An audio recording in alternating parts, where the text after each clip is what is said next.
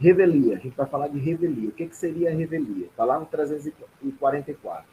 Só para a gente entender por alto o que seria a revelia, a gente verifica lá no 335 que diz que a parte, quando ela é citada, ela tem a faculdade de apresentar a contestação.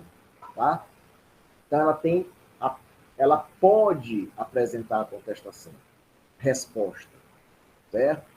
Então, ela não é obrigada. Agora, ela não apresentando contestação, ela vai sofrer consequências, tá? E essas consequências é que o CPC vem trazendo.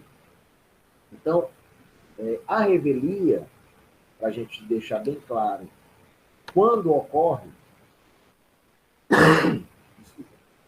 quando ocorre, no meu entender, ela acontece em três situações, sendo que a terceira é mais em razão do princípio da eventualidade, tá? Onde você deve rebater tudo que a petição inicial vem trazendo. Então, se a petição inicial vem trazendo a narrativa do autor, o réu ele tem que rebater tudo que foi colocado na inicial. Tá? Marcelo, a camisa tá linda. Marcelo. Então, isso aí seria um tipo de revelia. Tá? Por quê? Porque você não rebate tudo que foi colocado na inicial. E se você não rebate o que foi colocado na inicial, você está aceitando o que foi dito. Tá? Então, por isso que a gente tem que rebater ponto a ponto o que está na inicial. Beleza. Vamos agora para a segunda situação de revelia, que eu entendo. Aliás, que acontece. Tá? É quando o réu ele é citado, tá? E a gente sabe que a citação é justamente para que a parte ré tome conhecimento que existe um processo contra ele e que é para ele ir a juízo se defender. Tá? Só que é uma faculdade. Se ele quiser, ele se defende. Se não, ele deixa o processo correr. Só que aí vai se dar a revelia. O que é isso? Ele é citado e deixa passar o prazo dos 15 dias para a apresentação da contestação. Lembrando que, às vezes, não há nem a audiência de conciliação ou de mediação, tá? Que é como a gente viu, daí que começa a contagem para a apresentação da contestação, geralmente. Não apresentada a contestação no prazo dos 15 dias, no prazo legal, se dá a revelia. Tá? Segunda situação, a parte ré leva para um advogado a citação, certo? O advogado apresenta a contestação, mas apresenta uma contestação intempestiva, extemporânea, ou seja, fora do prazo legal. São 15 dias para apresentar a contestação, ele apresenta no 16º, no 17º, no 20º dia da lei, do prazo. Tá? Então, também se deu a revelia. Tá? O que acontece? Existe aí que a gente viu, e a terceira que eu falei para vocês, quando na petição inicial vem falando, dando a narrativa, e a parte ré deixa de contestar parte dessa inicial, certo? Também se dá aí, no meu entender, a revelia, princípio da eventualidade. A gente tem que rebater tudo que está na inicial. Agora, o revel, a diferença do revel sem advogado e com advogado. Tá? O revel sem advogado, ele não vai ser intimado dos atos praticados dentro do processo. Tá? Então, intimou para a audiência de instrução, intimou da sentença. Ele não vai ser intimado. Tá? O revel que não tem advogado, ele não vai ser intimado dos atos praticados dentro do processo. Já o revel e tem advogado, mas como a contestação dele foi intempestiva, tá? Ainda assim, mas como ele tem advogado, o seu advogado ele vai ser intimado dos atos dentro do processo, dos atos posteriores à contestação dentro do processo, tá? Me fiz entender? Hein, Jennifer? Professor, você pode só repetir sobre a parte da intempestiva? Sim. Como eu disse para vocês, a gente verifica 3 momentos de revelia. O primeiro se dá quando a parte ré é citada e não vem se defender, não apresenta contestação. A segunda situação é quando há a citação, o réu leva para o advogado, só que o advogado ele apresenta a contestação fora do prazo legal. Então, essa contestação é intempestiva, ela é extemporânea, tá? Fora do prazo legal. E a terceira é o princípio da eventualidade, onde o réu não rebate, não contraria, não refuta o que foi colocado na inicial. Beleza? Beleza, vamos lá. A primeira citação, quando o réu não vai aos autos, não responde no processo, todos os atos posteriores, ele não vai ser intimado. Tá? Ele não vai ser intimado.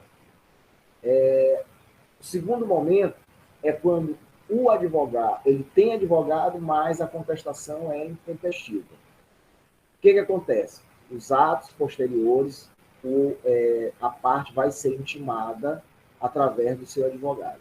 Embora ele seja rével, os atos praticados posteriormente vão ser avisados para a parte, através da intimação, através de publicação. Tá? Beleza? Deu para ver a diferença aí? Entendeu, Jennifer? Beleza, vamos lá. Senhores, como eu disse para vocês, é uma faculdade do réu ele vir se defender, tá? Só que se ele não se defende, ele sofre com os efeitos da revelia, tá? O primeiro efeito da revelia é justamente esse. O juiz entende que os fatos narrados são verdadeiros. Os fatos narrados pelo autor são verdadeiros, tá? Segundo, ele não vai ser intimado, se não tiver advogado, ele não vai ser intimado dos atos praticados dentro do processo. Então, até a sentença, ele não vai tomar conhecimento, tá? Se não tiver advogado. Beleza. O réu, o revel, melhor dizendo, ele, a qualquer momento, ele pode entrar no processo, tá? Então, o juiz citou ele para ele contestar, ele não contestou. Beleza. Aí o juiz manda praticar um ato, tal, pede para o autor apresentar provas, porque às vezes, embora haja a revelia, mas o juiz quer que o autor apresente algum tipo de prova, tá? E aí determina. E aí marca a audiência de instrução e julgamento. O réu, tá? Ele pode entrar no processo na forma que ele se encontra, tá?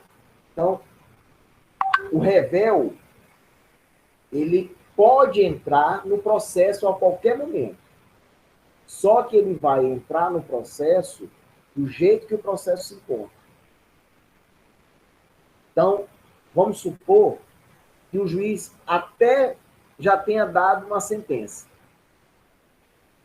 Aí o réu entra no processo já com a sentença. Não tem como o juiz anular a sentença porque ele não estava no processo. Não, ele era revel. Se ele era revel, o juiz pode praticar todos os atos sem ter que intimá-lo, tá? Então, se ele chegou no processo já tendo a sentença, se der ainda para ele recorrer, ele já pode recorrer, tá? Então, o rével, ele pode entrar a qualquer momento no processo, mas vai pegar o processo como ele se encontra. Beleza? Sem dúvida. Não, Otávio, vou botar a camisa Professor, diga, meu homem. ele entrou com um processo já em andamento, perto da sentença. Certo. E a sentença não era favorável a ele. Certo. Mas ele não pode fazer nada, né? Porque ele era Pode. O que ele pode fazer? Ele entrou no processo, já tinha a sentença, certo? Se não passou o prazo para ele recorrer, ele pode recorrer. E se tiver passado? Aí transitou em julgado. Aí só resta a ele cumprir o que a sentença está dizendo. Entendeu?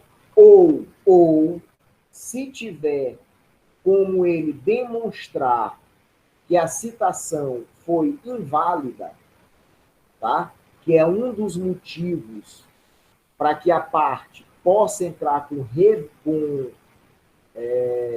ação rescisória, tá? Que vocês vão ver lá no último processo civil, que é no processo civil 4, que faz parte lá de impugnação das decisões judiciais, que é a ação rescisória, tá? Tá lá no 966, mas eu só vou falar por alto, não precisa vocês saberem agora, tá? Mas é o 966, no artigo 966, é uma forma do réu que teve uma condenação já transitada em julgado e que, se tiver algum dos motivos que estão elencados no artigo 966, ele pode entrar com ação rescisória. Então, vamos supor que esse réu, que foi rével, que teve uma sentença contra ele e transitou em julgado, ele pode entrar com ação rescisória. Tá?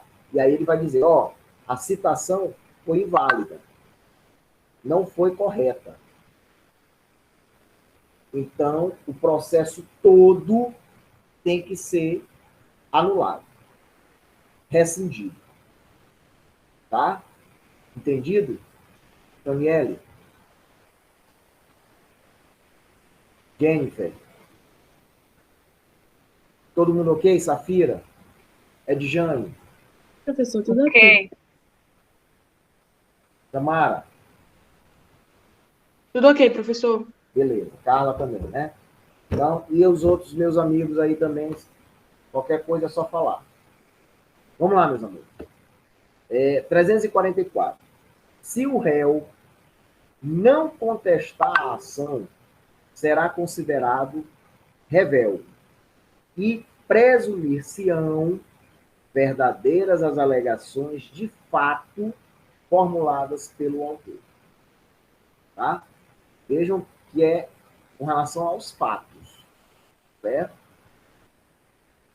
Beleza, vamos lá. Artigo 345. Por que fala de fatos? Senhores, porque mesmo ele contando uma historinha lá, certo? Não é porque ele contou a historinha que o juiz vai acreditar nele. Tá? Então, eu posso ser rével numa ação, mas não quer dizer que o juiz vai aceitar o que o autor pediu. Tá? Então, não é porque eu sou rével que eu vou perder a ação. Agora, geralmente acontece isso. Por isso que há a oportunidade de você sempre apresentar uma resposta, uma manifestação com o que acontece no processo.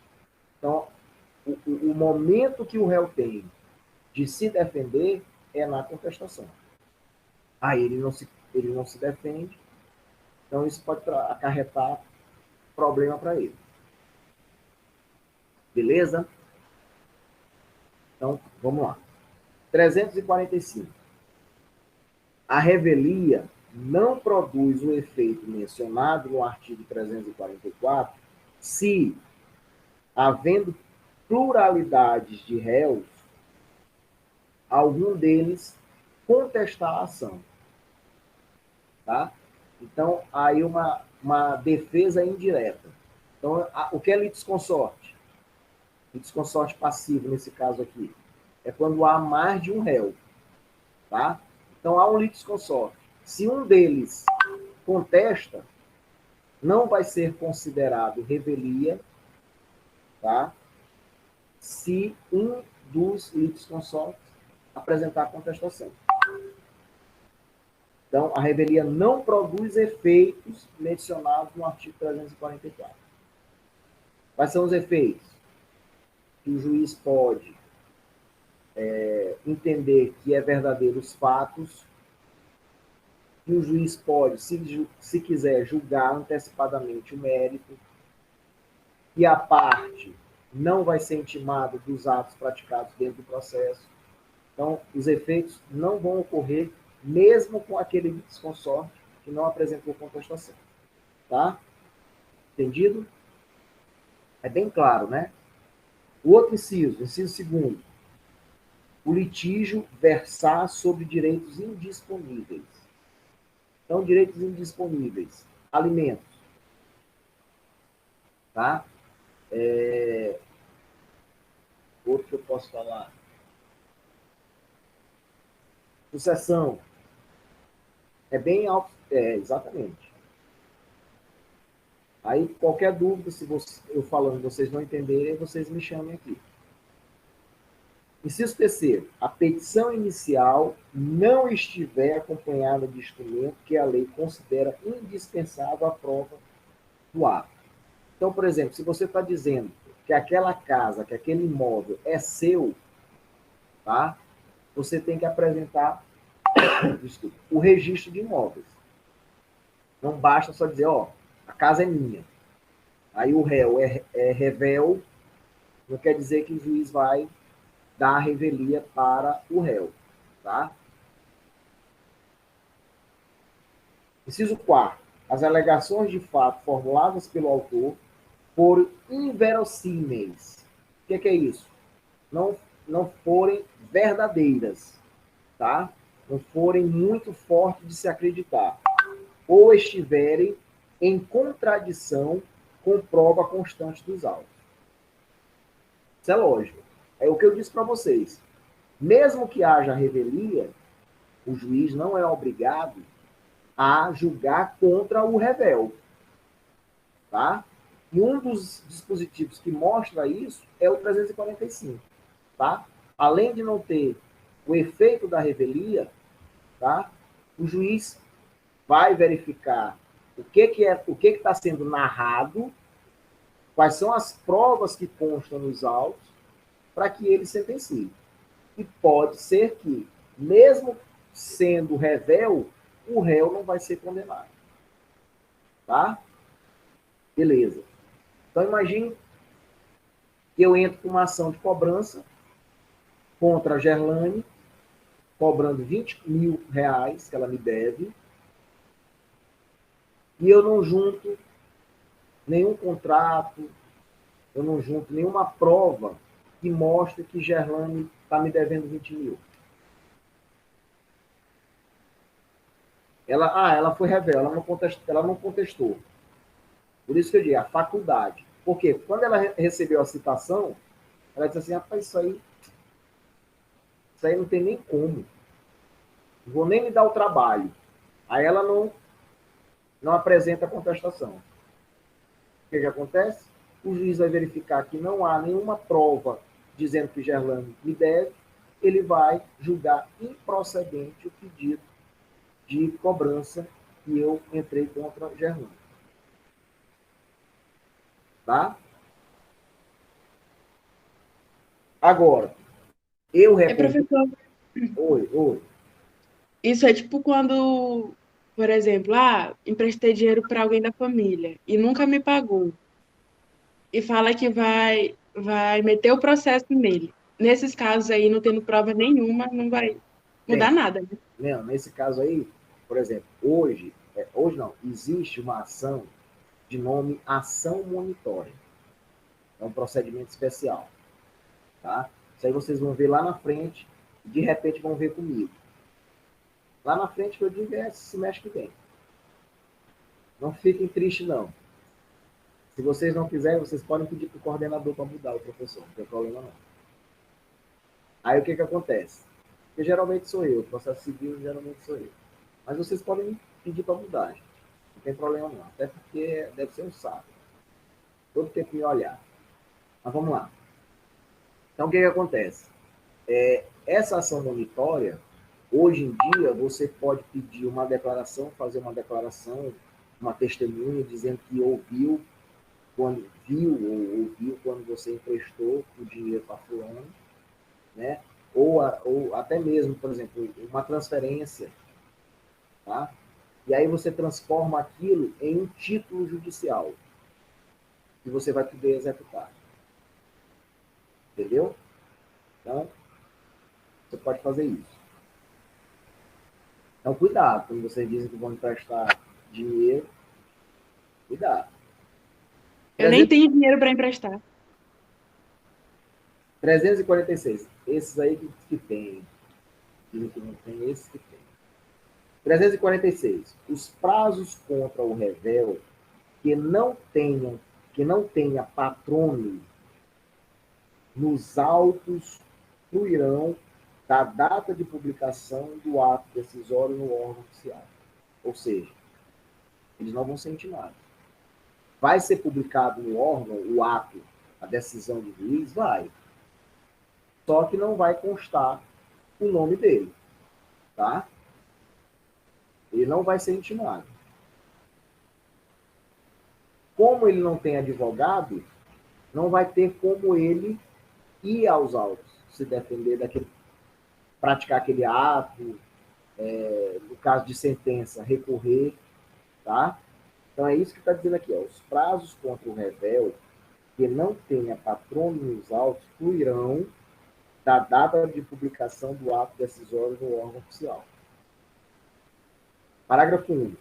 O réu poderá intervir no processo em qualquer fase, recebendo-o no estado em que se encontra.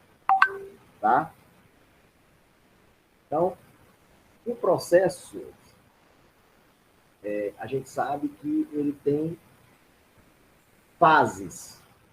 Fase instrutória, né? Fase inicial, fase instrutória e fase conclusiva, tá? Que é justamente a introdutória ou inicial é quando se entra com a petição.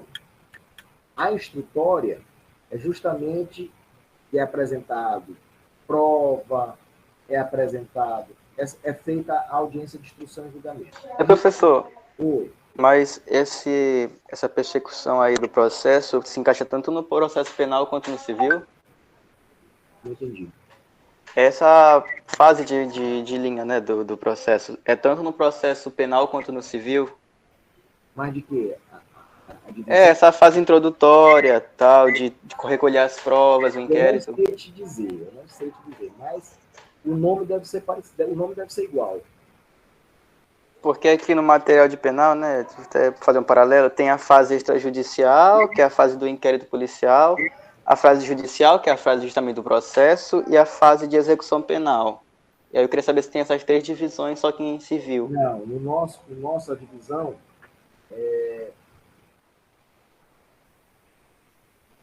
depois as fases, alguns doutrinadores falam em 4, eu entendo que são 3, né? Que é a inicial ou introdutória, aí tem a fase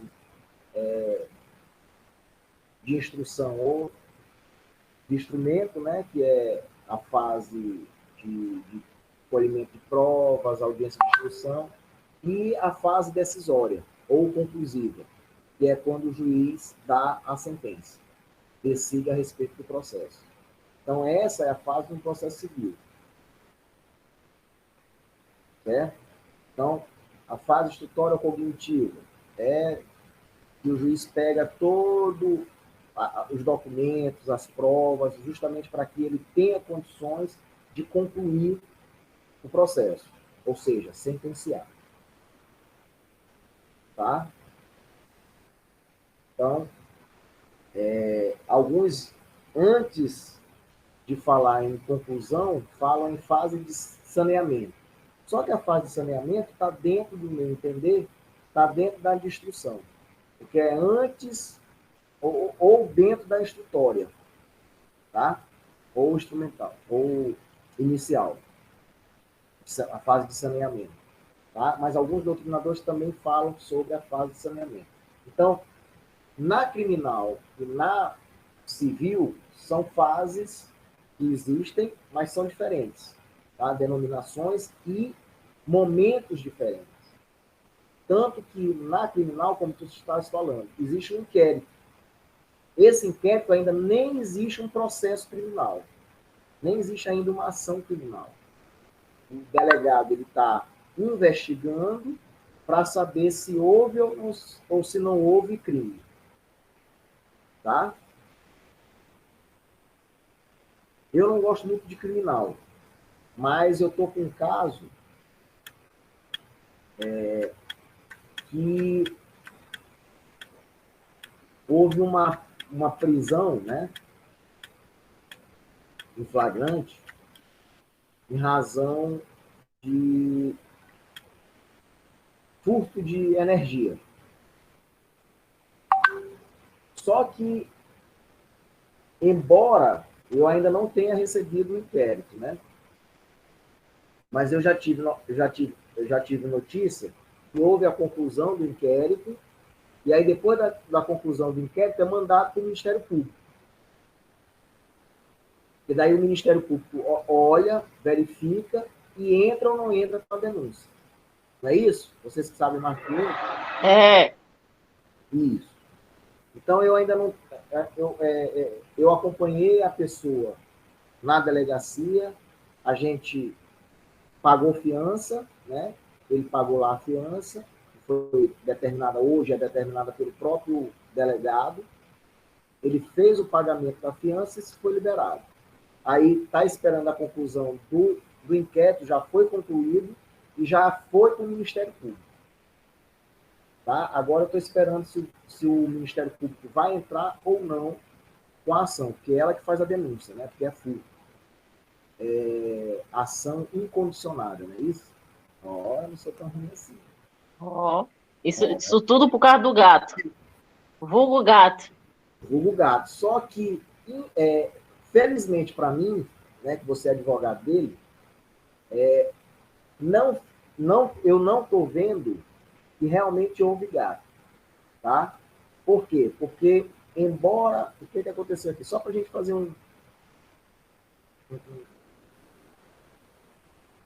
se vocês quiserem, logicamente. Mas é sempre interessante. Com certeza, professor. Tudo é aprendizado. O que aconteceu? A Semar foi lá, achava que a conta dele era sempre baixa. Aí foi lá, aí o bichinho dele estava assim, ó, estava deitado. Né? Só que a caixa estava fechada. E só quem tinha acesso a essa caixa era o pessoal da Semar. Não tinha como o bicho arriar sendo um morador. Beleza, só que aí, quando abriram e viram que estava arriado, prenderam ele em flagrante, né? E conduziram para a delegacia. Aí tudo foi aberto um inquérito, dizendo que... Então, no inquérito foi concluído que havia furto de energia. Agora, vamos lá. O consumo dele, vamos supor que estava em 500. Tá? Agora, depois que eles fizeram a troca do medidor, a Semar fez a troca do medidor, que agora não é mais Semar, é Equatorial, ficou os mesmos 500 e às vezes até menor do que 500 o consumo. Aí eu pergunto para vocês, houve furto? Então, Não existe. É. o que acontece? O que foi dito lá para o delegado? Que ele não tinha acesso, tá? Que só quem tinha acesso são os funcionários da Equatorial, e que o aparelho ele não sabia que estava arriado. Foi isso que foi dito dele. E o consumo demonstra isso. Que ele não fazia gato. O vulgo gato, né? Ele não furtava energia. Porque o consumo dele está o mesmo. Então, como é que ele pode furtar se o consumo dele está o mesmo? Então, o que eu disse já para o cliente? Porque, logicamente, que vai seguir, se o Ministério Público, logicamente, denunciar. Vai existir uma ação criminal contra ele e vai existir e pode existir uma ação civil. Ele indo contra a Equatorial. Gente, foi dentro do condomínio. Os moradores olharam ele sendo conduzido. O síndico do condomínio... Danos morais, né? Pois é. O síndico do condomínio, verificando a situação, acompanhou ele na delegacia, a delegacia. Os vizinhos olharam a situação. Ele foi colocado dentro do camburão. Situação vexatória, né, professor? Exatamente. Exatamente. Aí a gente vai entrar com uma ação de indenização por danos morais, né, justamente por conta disso. Não foi nada provado. Tanto que o consumo dele continua o mesmo. Mesmo a Equatorial tendo mudado o medidor. Substituído o medidor. Está tão assim que ela ainda não notificou, porque a SEMAR, quando acontece essas coisas, ela notifica o cliente, dizendo, você deixou de pagar tantos reais. Até hoje eles não mandaram a notificação. Por quê? Porque continua a média de consumo. E aí eu já vou... Tem tudo indicando que não houve realmente alteração, né? Não foi feito o gato e... Eu devo dar entrada nisso aí, na semana que vem eu começar a construir. Porque eu tenho uns prazos para fazer, para cumprir. Mas é aquela velha história. Pedir dano moral por conta do constrangimento que ele teve, né? É uma pessoa conhecida.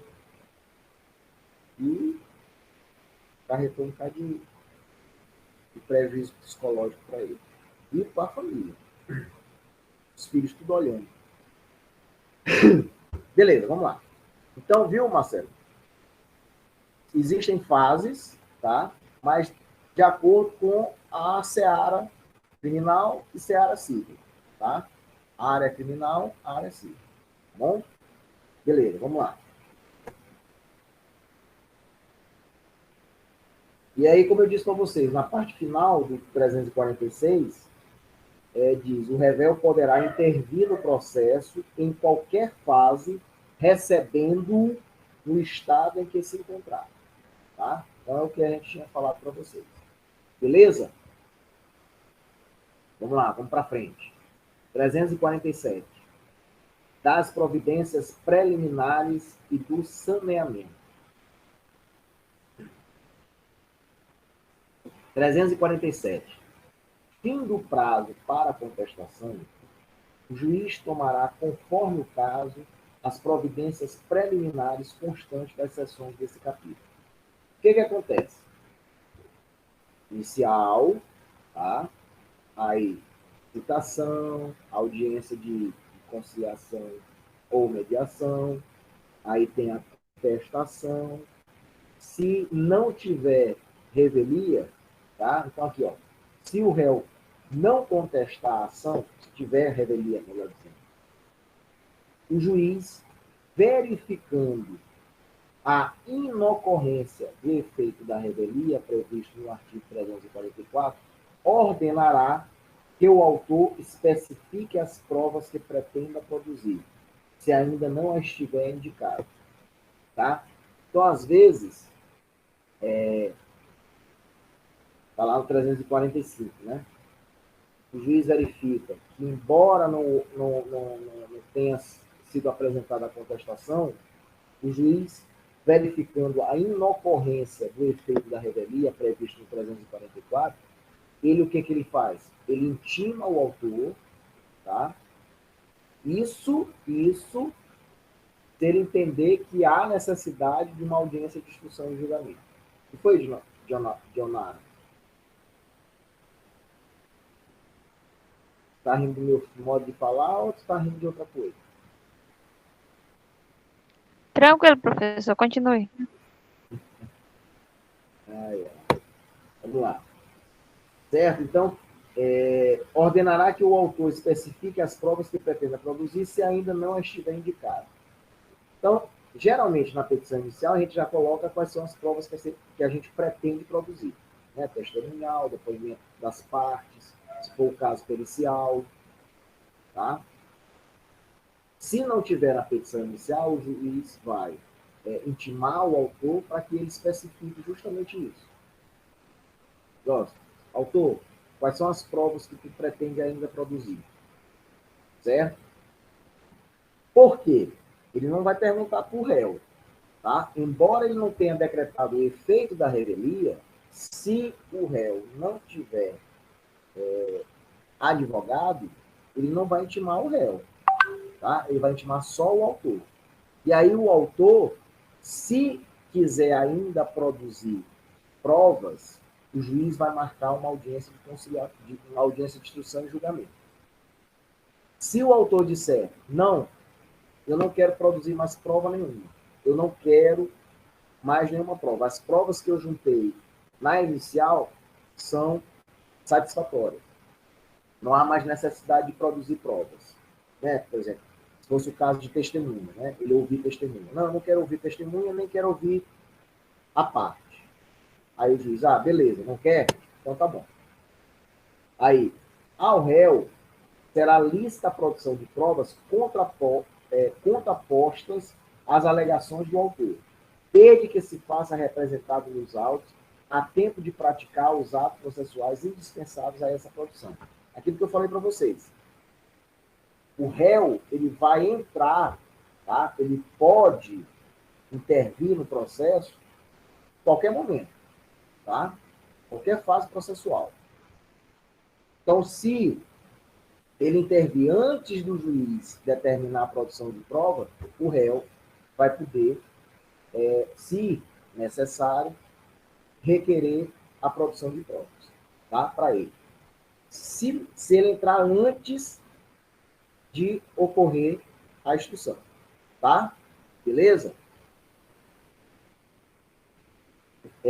Do fato impeditivo, modificativo ou extintivo do direito do autor.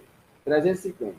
Se o réu alegar fato impeditivo, modificativo ou extintivo do direito do autor, este será ouvido no prazo de 15 dias, permitindo-lhe o juiz a produção de prova. O que é isso? Saúde. O que é isso? O autor entra com a inicial. Beleza. O réu apresenta a contestação. Tá? E dentro da contestação, o réu apresenta fato ou impeditivo, ou modificativo, ou extintivo do direito do autor. Aí o que é que o juiz vai fazer? Ele vai intimar o autor, tá? Para ele replicar ou contracontestar a contestação do réu. Tá? Então, tem a inicial, né? O processo inicia-se com a petição inicial, tem o começo com a inicial. O juiz, verificando que a petição está toda ok, ele manda intimar o autor e citar o réu para que eles compareçam à audiência de conciliação ou mediação, certo? E, após essa audiência, o réu tem 15 dias para apresentar a resposta. Quando eu digo 15 dias para apresentar a resposta, porque é a contestação e a reconvenção, né? Que a gente já falou também da reconvenção. Não já falamos? Falamos. Ou vocês esqueceram? Falando da reconvenção. Tá? Beleza. Apresentada essa contestação, se na contestação o réu apresentou fatos impeditivos, modificativos ou instintivos do direito do autor, o juiz vai intimar o autor para ele apresentar contra-contestação ou réplica, tá? Que é o quê? Que é justamente uma peça, uma petição que o autor vai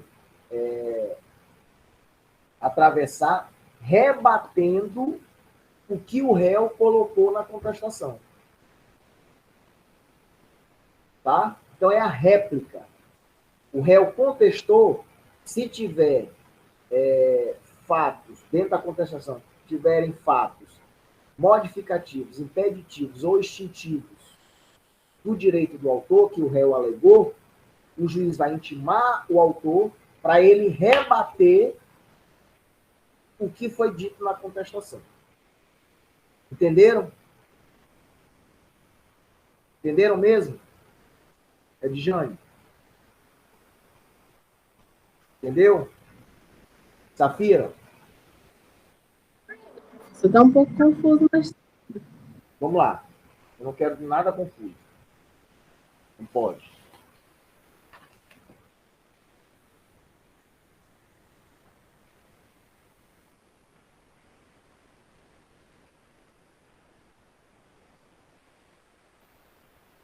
Petição inicial.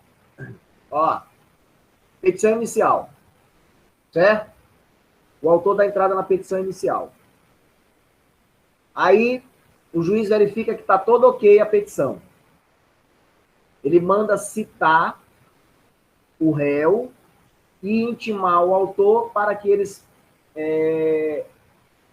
compareçam à audiência de conciliação e mediação. Se manifestem no prazo de 15 dias. 15 dias. Tá? Então, aí eles fazem a citação do réu e intimação para o autor para eles comparecerem à audiência de conciliação ou mediação. Vão para essa audiência. Não tem acordo. Tá? Aí começa o prazo para o réu apresentar a contestação. Que são de quê? 15 dias. O réu apresenta a contestação. Certo? E na contestação do réu, ele coloca ou fatos impeditivos, modificativos ou extintivos do direito do autor. Vamos pensar assim, uma ação de cobrança. O autor entra com uma ação de cobrança, tal, e aí o réu, na sua contestação, ele diz assim, seu juiz, eu já paguei essa cobrança aí, esse dinheiro aí que ele está me cobrando. Eu já paguei. Aí junta lá um recibo. O que é que o juiz vai fazer?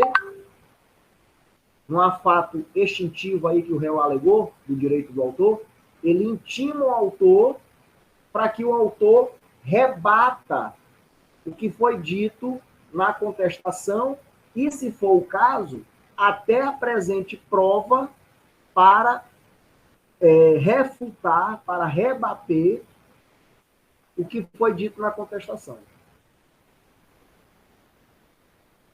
Entendido? É como se fosse uma contestação da contestação. Só que essa contestação aí é do autor, contra o réu. Tá? Por isso que se fala contra-contestação ou réplica. Tá? Entendido agora? Entendido. Beleza. Quando não tiver entendido, é só gritar. Beleza? Tipo Gil, do BBB. Pode gritar. Vamos lá.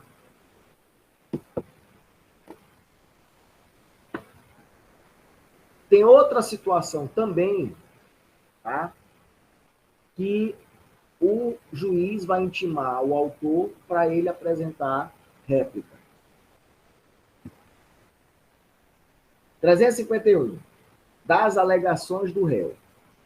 Se o réu alegar qualquer das matérias enumeradas no artigo 337, vocês se lembram que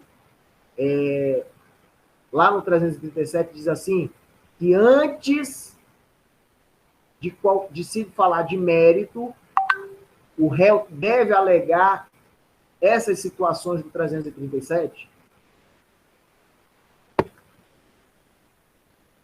Incumbe ao réu, antes de discutir o mérito, alegar. Está lá no 337. Então, se tiver isso também, que são as preliminares, tá? O réu pode alegar o quê? Ilegitimidade do autor. O réu pode alegar falta de interesse. O réu pode alegar inépcia da inicial.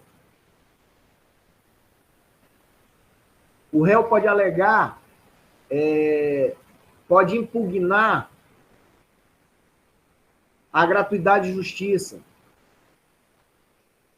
Então, quando ocorrer isso, o juiz deve intimar o autor para ele apresentar a contracontestação ou réplica.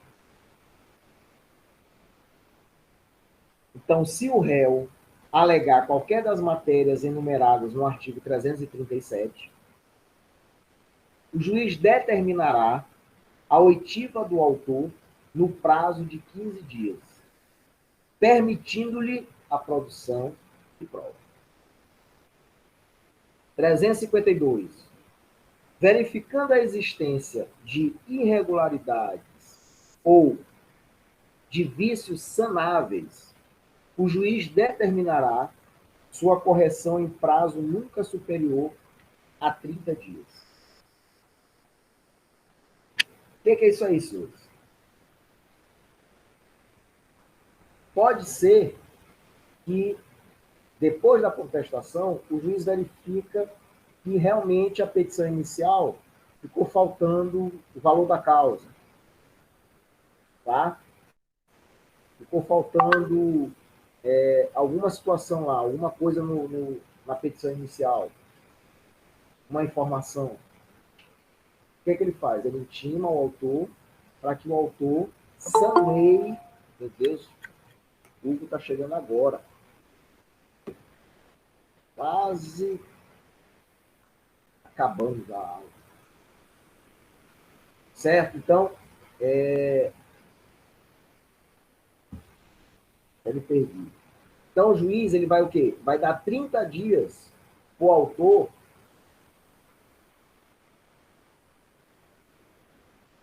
ou até mesmo do réu, tá?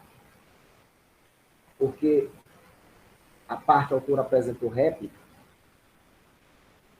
o juiz pode intimar para que seja saneado, se acabe com esse vício. Tá? Para quê? Para que o processo fique ok. Fique tudo direitinho. Tudo bem. Tá? Porque, senhores, o autor, na réplica, tá? Na réplica,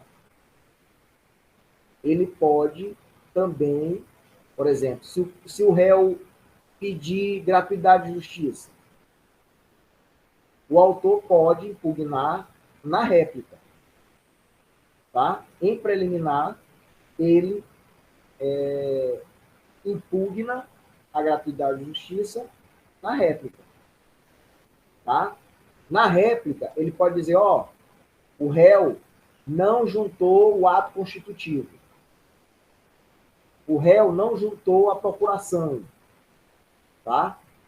E aí, o que vai acontecer? Por isso tem esse 351, ou 352. O juiz vai verificar tanto os vícios relativos ao autor, como os vícios relativos ao réu. Tá? E aí, o que ele vai fazer? Autor, ajeita isso. Ou, se for o caso, só o réu, ajeita isso. Tá? Justamente para o processo ficar ok, direitinho. Não ter nenhuma irregularidade ou vício. Beleza? Tranquilo todo mundo? Até aqui? Tranquilo. Vamos lá. 356. Cumprir as providências preliminares ou não havendo necessidade delas, o juiz proferirá julgamento conforme o estado do processo, observando o disposto do capítulo 10. O que é isso, senhor? Apresentou inicial, logicamente, né? Que iniciou o processo, então o autor entrou com a petição inicial. Aí tem tudo aquilo, audiência de conciliação, mediação e tal. Aí o réu apresenta contestação. Aí o juiz intima o autor para apresentar réplica. Aí apresentou. Beleza. O juiz verifica como é que o processo está. Por quê? Porque se o processo tiver condições de ser julgado naquele momento, o juiz julga já naquele momento. Não vai ter necessidade de ter uma audiência de instrução e julgamento. Tá? Para que o juiz possa sentenciar. Então, o juiz, por exemplo, vamos lá, é isso que está dizendo aqui o 354. Então, 354 diz assim, ó, ocorrendo qualquer das hipóteses previstas no artigo 485 e 487, inciso 2º e 3º, o juiz proferirá a sentença. O que é isso? Julgamento sem resolução de mérito ou julgamento com resolução de mérito. O 485 é sem resolução de mérito e o 487 é com resolução de mérito. Tá? Então, o juiz, depois da inicial, depois da contestação, depois da réplica, se ele entender que há possibilidade das hipóteses do 485 e das hipóteses do 487, inciso 2º e 3º, ele profere sentença. Tá? Ele julga já o processo, do jeito que ele está. Parágrafo 1. A decisão a que se refere o caput pode dizer respeito a apenas parcela do processo, caso em que será impugnável por agravo de instrumento. Senhores, é o julgamento antecipado, o julgamento antecipado parcial do mérito. Tá? O que é que o juiz pode... Hoje, o juiz, por conta do Código de 2015, ele pode fazer. Ele pode julgar, tá? Já, de logo, sem ter que ter audiência de instrução e julgamento. Tá? Vou dar um exemplo para vocês.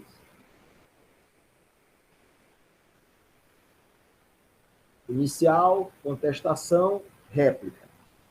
Aí o juiz verifica que não há mais, não tem que nenhuma irregularidade, não tem nenhum vício.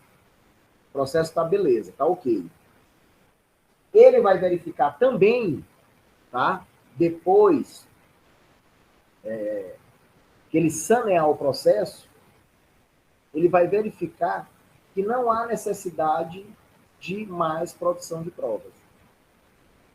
O que já tem nos autos de prova, já dá para ele ter possibilidade, já tem como ele ter possibilidade de julgar. Tá? Então tem prova do autor, tem prova do réu, o réu falou de não sei o quê, aí o autor replicou e apresentou outras provas. Tá? Se for o caso, vai ter a tréplica, que é o réu batendo na réplica do autor.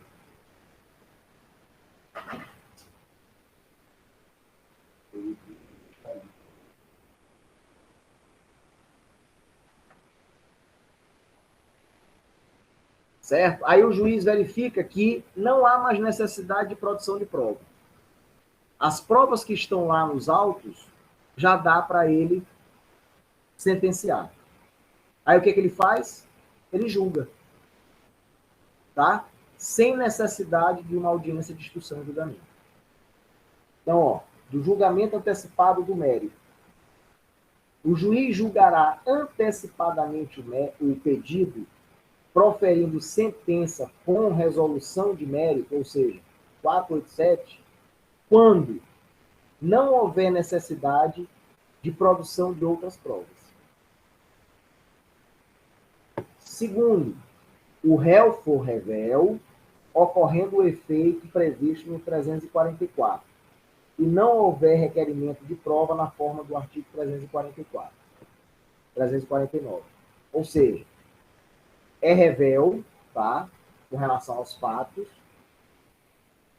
e não há necessidade do autor apresentar provas.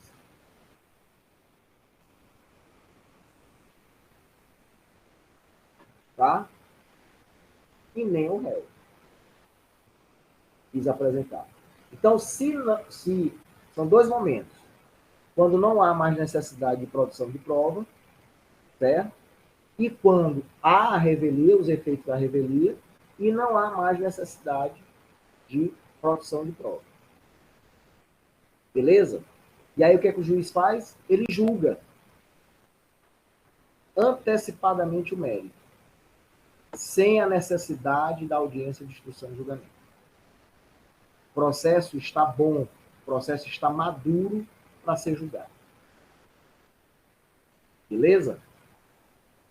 Vamos agora, então, ao 356.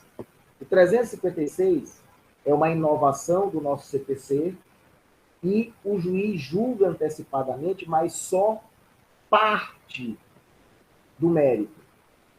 Tá? Então, do julgamento antecipado parcial do mérito.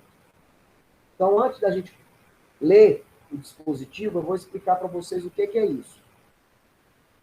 Eu entro com uma ação de dano moral e dano material contra Joaquim. Tá? É apresentada a contestação, o juiz me intima para apresentar a réplica, é apresentada a réplica, e aí ele verifica que está tudo ok, o processo, ele olha e diz assim, rapaz, não há necessidade de produção de prova com relação ao pedido de dano material. As provas que constam nos autos sobre o dano material estão todos nos autos. Já dá para eu julgar. Aí o que ele faz? Ele julga. Julga só o pedido de dano material. Só a respeito do pedido de dano material. O dano moral, ele vê que ainda há necessidade de ouvir testemunhos. Então vai ter a audiência de instrução e julgamento. Vai ter a audiência de instrução e julgamento. Tá? Então ele sentencia sobre o pedido de dano material e dá continuidade a respeito do pedido de dano moral. Deu para entender? Deu. Beleza. E esse pedido, tá, de mérito que foi julgado parcialmente, que foi o dano material, né, no exemplo que a gente deu, o recurso cabível contra essa decisão que julgou o pedido de dano material é o agravo de instrumento, tá? Mesmo sendo uma decisão que se vê que é uma sentença, que julgou o mérito, tá? mas o recurso cabível para atacar esta decisão não vai ser uma apelação, vai ser um agravo de instrumento. Quando a gente estiver lá em recurso, se for eu, aí eu vou explicar para vocês o entendimento. Por isso que eu falei para vocês o que é decisão interlocutória, o que é decisão sentença. Falei para vocês, não expliquei para vocês? Eu não lembro se eu falei o que é decisão. Aí tem a decisão interlocutória, tem a decisão que é sentença, tem a decisão que é o acórdão e tem a decisão que é só o despacho. Não, acho que não. Então, não se acompanhe. Mais lá na frente eu falo para vocês. A gente vai falar sobre sentença, aí eu explico isso aí, tá? Beleza? Mas isso aí é importante a gente saber os tipos de decisões, porque nos tipos de decisões vão existir os recursos próprios para cada decisão, tá? Então, para cada decisão, existem os seus recursos. Existe um recurso próprio. Ok? Mas a gente não falou nisso, a gente vai falar mais lá na frente. A gente vai falar de sentença. Beleza? Deu para entender sobre isso aí? O senhor pode repetir sobre esse agravo de instrumento? Ó, vocês não precisam se preocupar agora de recurso, tá? Que vocês vão ter um semestre só falando sobre impugnações das decisões judiciais, tá? E aí dentro dessas impugnações existem os recursos, tá? E eu vou logo falar para vocês ficarem nervosos. Pode ser eu, professor de vocês, tá, Dionara? Vou estar logo em contato com o Alex para ver se liberta, tá? Mas essa decisão, tá, parcial do mérito, essa decisão antecipada parcial do mérito, certo?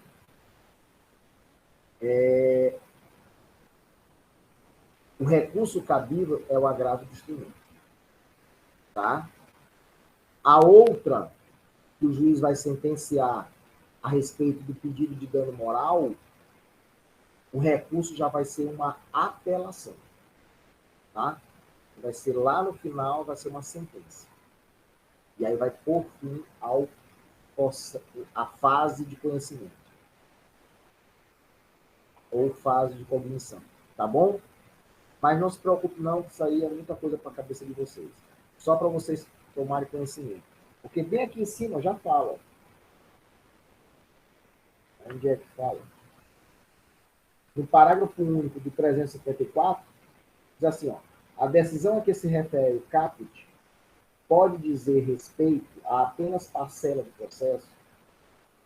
A que se refere o caput pode dizer respeito a apenas parcela do processo, caso em que será impugnável pelo agravo de instrumento. Tá? Então, é justamente esse 356.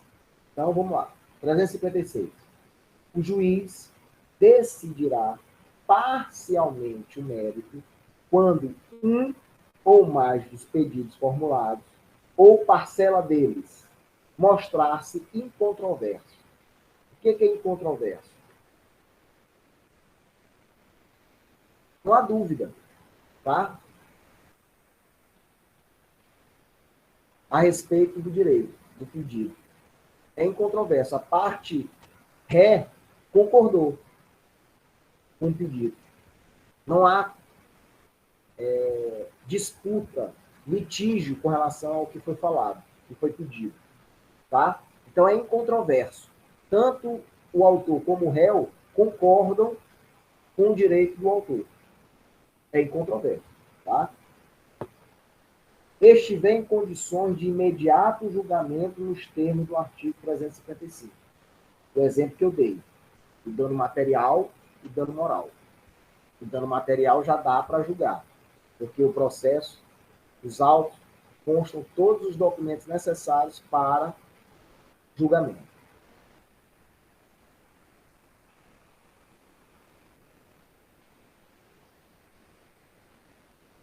Parágrafo 1º.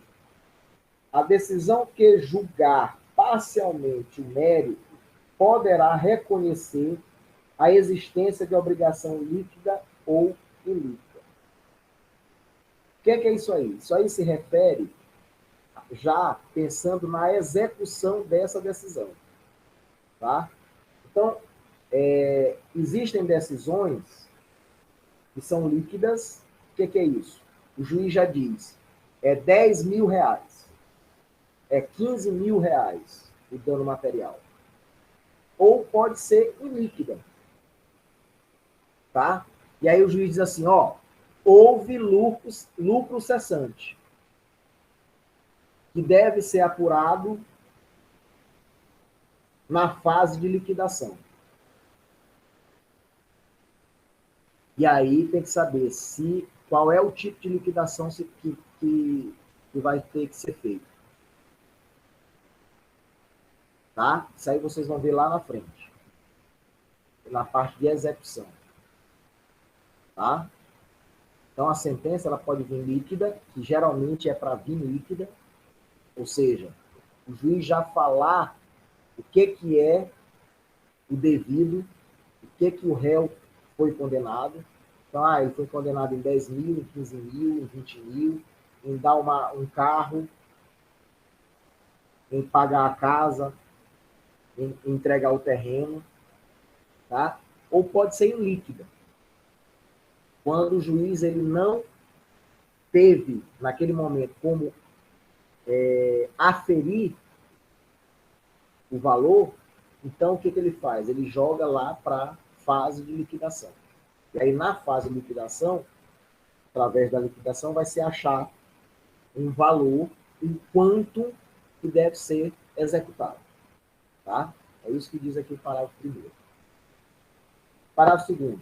A parte poderá liquidar ou executar, desde logo, a obrigação reconhecida na decisão que julgar parcialmente o mérito, independentemente de caução, ainda que haja recurso contra esse interpor. O que é isso aqui, senhor?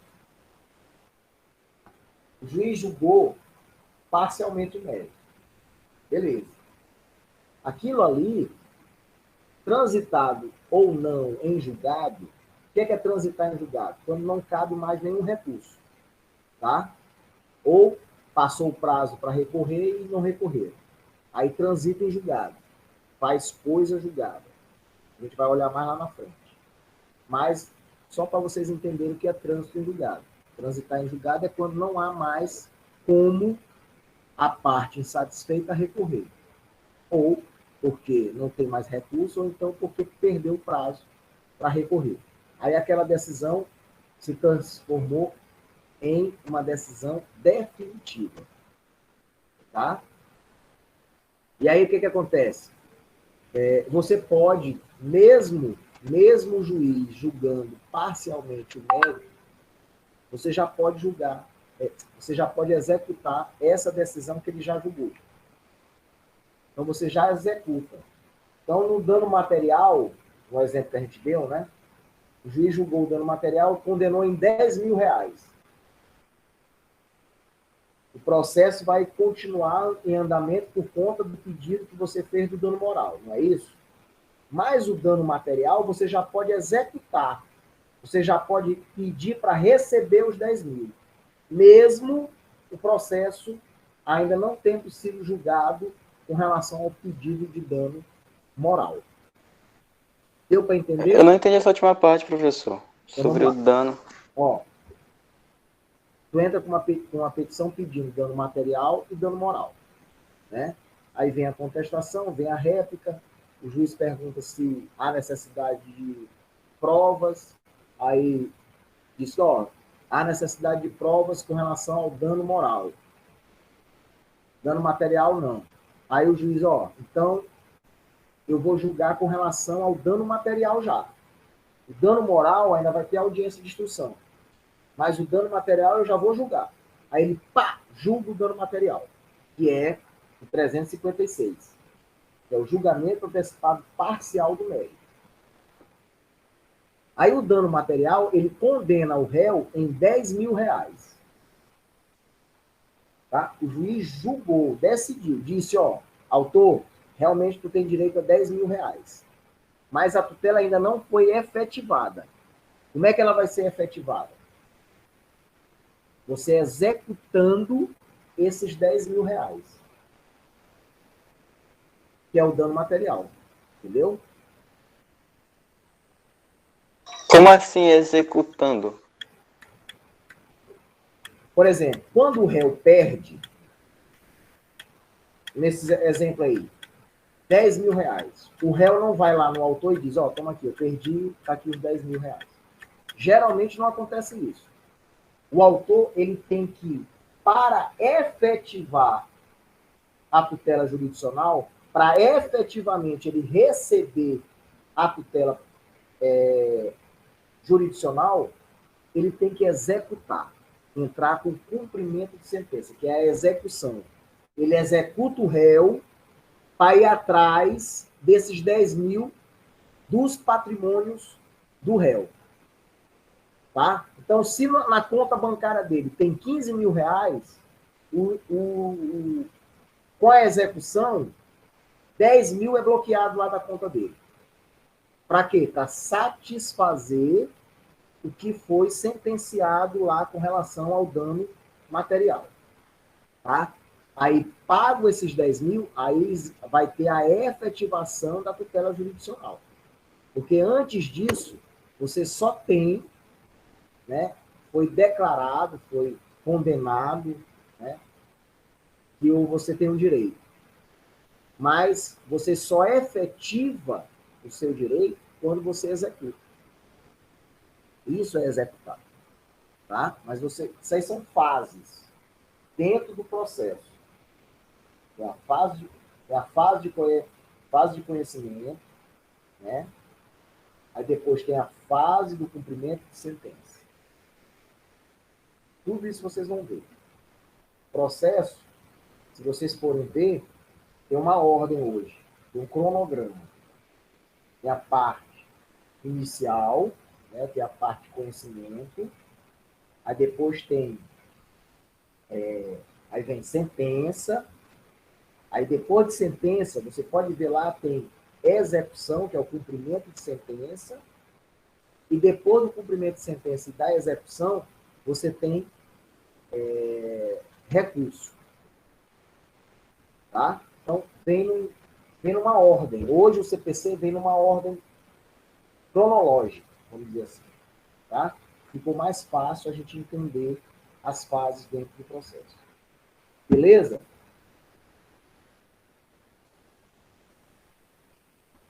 Entendido, senhores? Entendido. Parágrafo 3º. Na hipótese do parágrafo 2º, se houver trânsito em julgado da decisão, a execução será definitiva. É o que eu disse para vocês. Quando não há mais possibilidade de recurso, tá? Ou porque não tem outro recurso a ser interposto, ou então porque perdeu o prazo para recorrer, transita em julgado. Aí essa execução vai ser definitiva. Se não houve ainda o trânsito em julgado, se ainda há pendência de recurso, tá? Aí nesse caso aí você pode executar, só que a execução vai ser provisória. Beleza? Daí vocês vão ver lá na execução. Execução definitiva, execução provisória. Só eu não entendi. Hein? Entendi. Esse parágrafo 3º.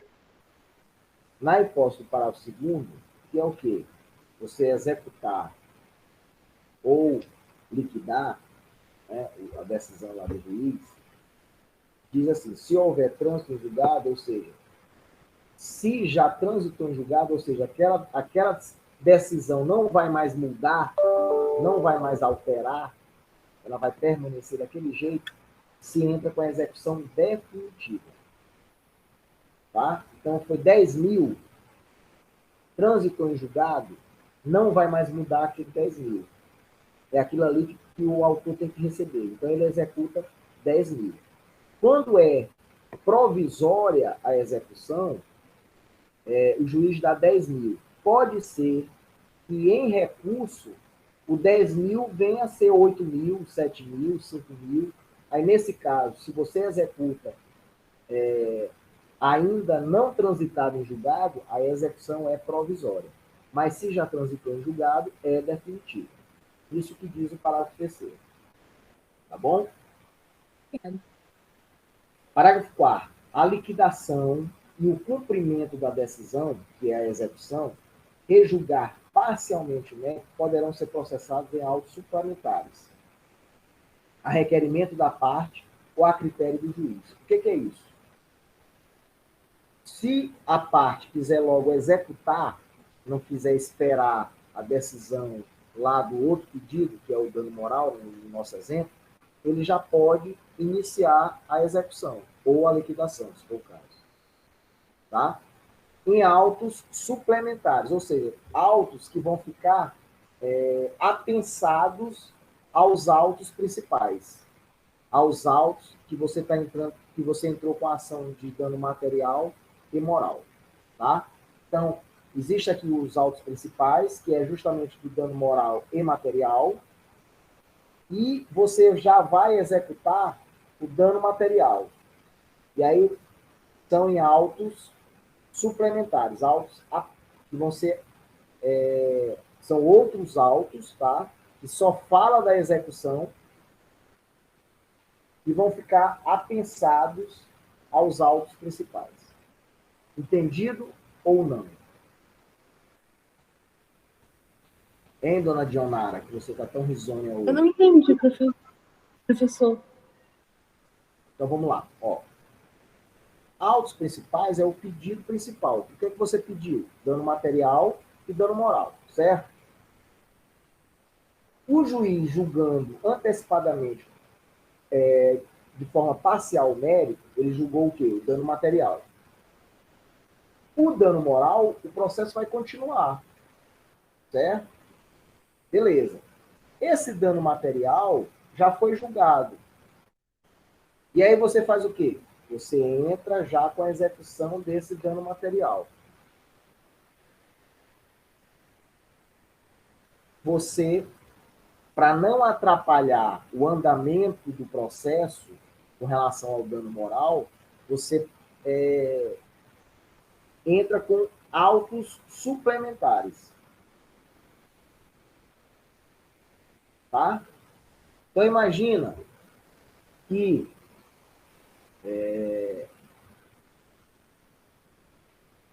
esses danos morais, tá? A parte recorreu e os autos foram para o tribunal.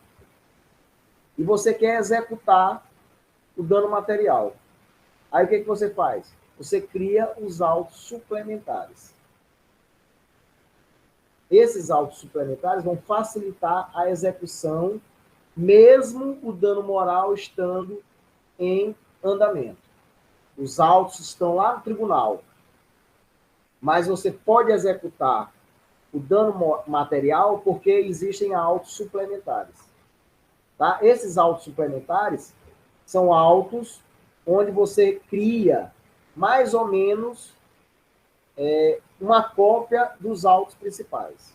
Tá? Não vão ficar apensados, não. Tá? Não vão ficar juntos, não. São independentes. Por isso que são suplementares. Esses autos suplementares são criados justamente para você executar o dano material e o dano moral continuar. Marcelo, assim que vai fazer eu vomitar. Tá? Deu para entender? É que tá balançando aqui o apoio, eu tô tentando... Entendi. Deu para entender, turma? Deu. Sâmara? Deu? Beleza, então vamos para frente. Suplementares não fiquem em apenso não, tá, turma? Desculpa. Suplementares é como se fosse uma cópia dos autos principais, justamente para não atrapalhar o andamento normal dos autos principais que podem estar lá no tribunal e você executando aqui no primeiro grau. Parágrafo 5º. A decisão proferida com base nesse artigo é impugnável por agravo de instrumento. Tá? Beleza? Vamos dar agora um intervalo. Quando for 10 para as 4, a gente volta. Vamos lá agora. O saneamento e da organização do processo. Senhores, geralmente, o saneamento e a organização do processo, o saneamento serve justamente para verificar se ainda há algum tipo de vício, algum tipo de congruência com relação ao processo, para que o juiz, nesse momento, faça a correção, saneie qualquer vício que ainda exista. Tá? Então, o saneamento serve justamente para isso. Tá? E aí, o saneamento também vai servir para que o juiz pergunte às partes. Primeiramente, ele vai apontar quais são os pontos que devem realmente devem ser discutidos no processo. Tá? Ele vai colocar para as partes se elas ainda querem produzir provas, quais são essas provas e qual é o motivo e qual é o interesse, a relevância para o processo, a produção dessas provas. Tá? O juiz deve, antes de pedir justamente para que sejam apresentadas essas provas,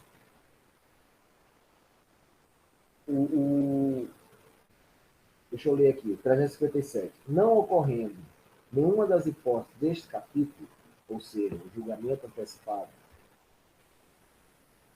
deverá o juiz, em decisão de saneamento de organização do processo, resolver as questões processuais pendentes, se houver. Então, é isso que eu disse para vocês. Se há ainda alguma pendência, algum vício sanado, alguma situação onde deve ser ajustado, corrigido o processo, é esse momento que o juiz vai, o saneamento que o juiz vai fazer.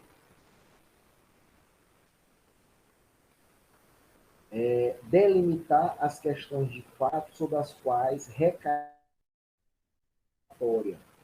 especificando os meios de prova admitidos. Então, ele vai o quê? Ele vai falar quais são as provas, tá? Delimitar quais são as provas, querer saber para que a produção dessas provas, qual é a relevância dentro do processo para produzir essas provas. Então, não é, eu quero produzir isso. Mas por que tu quer produzir isso? Qual é o objetivo? Qual é a relevância dentro do processo? Tá?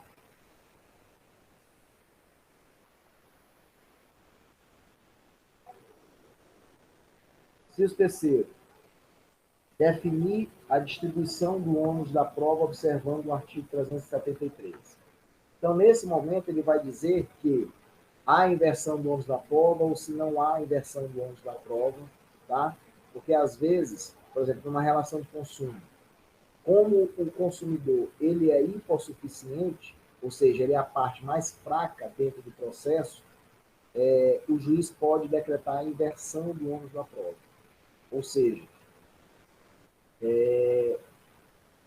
às vezes se torna impossível a parte reproduzir, a parte autora, melhor dizendo, produzir uma prova em razão de quê? Porque ela é hipossuficiente. Ela não tem como produzir essa prova.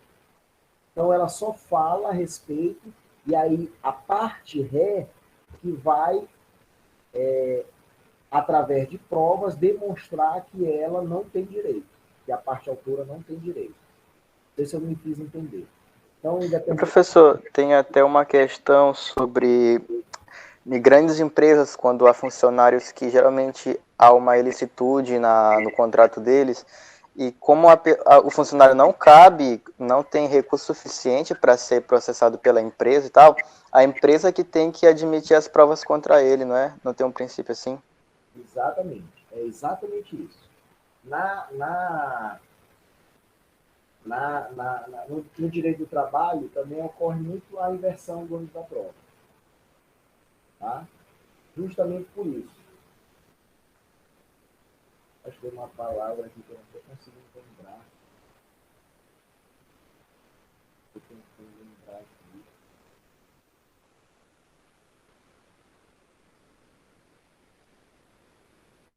Ah, tá. Beleza. Então, senhores, acabei de lembrar aqui. Esse saneamento, como eu disse para vocês, é para arrumar, corrigir qualquer erro que o processo ainda se encontra. Tá? Também é para que o juiz aponte quais são os pontos controvertidos, ou seja, quais são os pontos que realmente as partes estão disputando, querendo, eu estou dizendo que eu tenho esse direito, eu não tenho esse direito. Então, o direito, o ponto controvertido, tá? Então, saber se houve dano moral ou se não houve dano moral, é um ponto controvertido, certo? Então, se houve lucro cessante ou se não houve lucro cessante. E aí, com base nisso, o juiz vai pedir para que as partes demonstrem quais são as provas que elas querem apresentar, tá? E essas provas, não basta dizer, eu quero prova documental, eu quero prova testemunhal. Não, tem que dizer qual é a relevância e qual é o sentido de ter essa prova testemunhal para solucionar a demanda. Aí, com relação ao ônus da prova, geralmente, nesse momento, ele já define, há inversão do ônus da prova, não há inversão do ônus da prova, tá? Mas se ele não falar nesse momento, ele pode falar antes, no momento da audiência de instrução e julgamento, tá? Mesmo passando do saneamento, ele pode fazer isso. O professor William precisou sair da aula. Principalmente pois está no hospital reavaliando os pontos de cirurgia dele. Ok. Beleza. Saúde para ele. Vamos lá. Obrigado, gente. Vamos lá. Delimitar as questões de direito relevantes para a decisão do mérito. Então, justamente ele vai pontuar quais são os pontos controversos, tá? Falar o que se quer com as provas, o que se quer na audiência. Então, não adianta esse dano moral e eu querer provas que não tem nada a ver, que vão mostrar ou não se tem dano moral. Tá? Então, delimitar as questões de direito relevantes para a decisão de mérito. Tá? Não ficar uma coisa muito geralzão, ficar uma coisa específica. Justamente em razão do princípio da celeridade e economia processual. E efetivação. Né? Inciso 5º. Designar, se necessário, a audiência de instrução de julgamento.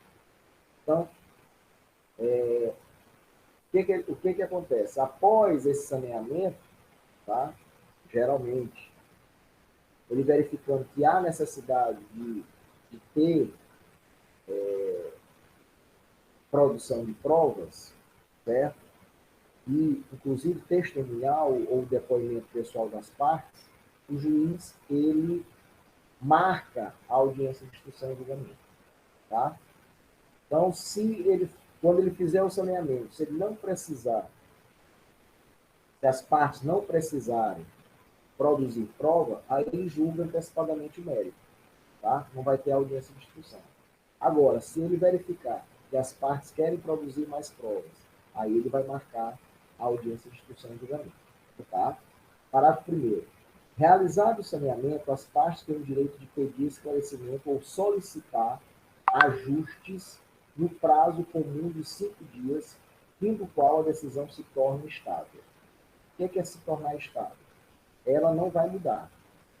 Tá? O juiz falou, decidiu ali, então é aquilo e pronto. Certo? Se as partes não nada falarem. Parágrafo segundo. As partes podem apresentar ao juiz para homologação e delimitação consensual das questões de fato e de direito a que se referem incisos 2º e 4º, a qual, se homologada, vincula as partes e o juiz. Então, isso aqui é o contrato processual, né? Aquilo lá que a gente viu lá atrás, onde as partes elas podem, em comum acordo, ditar como é que vai ser o procedimento, né? Como é que vão ser as fases dentro do processo. E aí o juiz só vai homologar. Parágrafo terceiro. Se a causa apresentar complexidade em matéria de fato ou de direito, deverá o juiz designar a audiência para o saneamento, para que o saneamento seja feito em cooperação com as partes. Oportunidade em que o juiz, se for o caso, convidará as partes a integrar ou esclarecer suas alegações. Senhores, muito raro acontecer isso. O juiz saneia, tá? Se ele entender que há necessidade de audiência de instrução, ele marca a audiência e pronto. Caso tenha sido determinada a produção de prova testemunhal, o juiz fixará prazo comum não superior a 15 dias para que as partes apresentem rol de testemunho. Então, apresentar testemunho, eu quero testemunho. O juiz deferir, ele vai dar 15 dias, tá? 15 dias antes da audiência para apresentar o rol de testemunho. Por que esse prazo? Também para que a parte contrária saiba quem são as testemunhas. Porque se for o caso, ele pode, a parte pode contraditar essas testemunhas. Ou seja, dizer que ela não serve como testemunha porque é amiga íntima, é inimiga, é irmã, é parente, tá? Parágrafo 5º. Na hipótese do parágrafo 3º, as partes devem levar para a audiência prevista o respectivo rol de testemunha. Se acordarem que seja levado, cada parte levar a sua testemunha em banca, então cada parte leva a sua testemunha. Tá? Parágrafo 6º. O número de testemunhas arroladas não pode ser superior a 10, sendo 3 no máximo para a prova de cada parte. Então, se eu tenho 15 testemunhas, eu vou poder levar 10. Tá? E dessas 10 aí, 3 vão falar do mesmo fato. 4 não vão falar do mesmo fato. Se essas 10 só souberem sobre o mesmo fato, então eu só vou levar 3. Tá? Parágrafo 7º. O juiz poderá limitar o número de testemunhas, levando em conta a complexidade da causa e dos fatos individualmente considerados.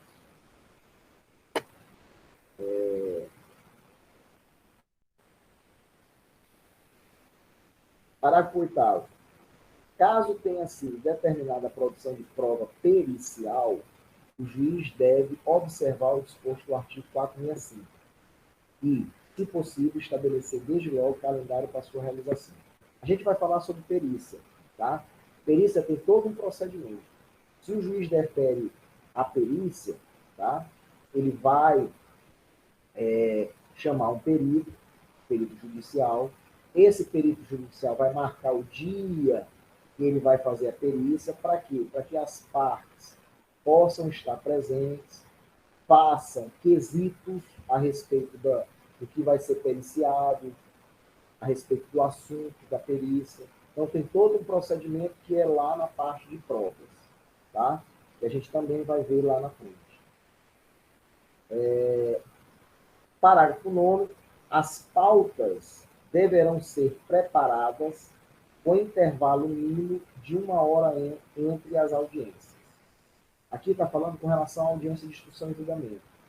Então, senhores, não tem como, como às vezes é feito, as audiências serem marcadas de 15 em 15 minutos.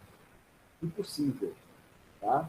Por quê? Porque tem que ouvir testemunha, tem que ouvir as partes, os advogados fazem perguntas. Então, tem tudo isso para que o juiz marque a audiência. Por isso que deve ter, no mínimo, um intervalo mínimo de 1 hora entre as audiências. Tá? Então, 8 horas, 9 horas, 10 horas, 11 horas. Assim que deve ser marcado as audiências. Tá? Alguma pergunta a respeito do que a gente falou hoje e de antes? Tá bom? A gente vai ficar por hoje por aqui. Eu acho que tem muita coisa na cabeça de vocês hoje. Mas tá bom, tá? Todo mundo compreendendo. Apesar do professor, mas tá todo mundo compreendendo. Tá tranquilo. Diga lá, meu jovem. Modalidade que o senhor estava querendo para a gente apresentar um trabalho, que vai ser o TDS, já decidiu como você vai pretender fazer ela ou ainda não?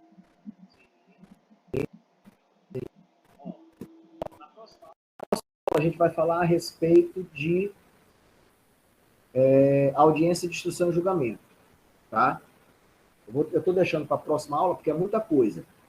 Certo? Aí o que vai acontecer? A gente já pode, eu vou ver o calendário direitinho, para a gente fazer 2 ou 3 aulas fazendo audiência de instrução e julgamento. Ou 2 aulas, porque como a gente tem 2 tempos, dá para a gente fazer em um tempo com um grupo e outro tempo com outro. Aí na outra aula a gente faz um tempo com um grupo e outro tempo com outro. Nossa turma tem em torno de 23 alunos, não é isso? Ou mais?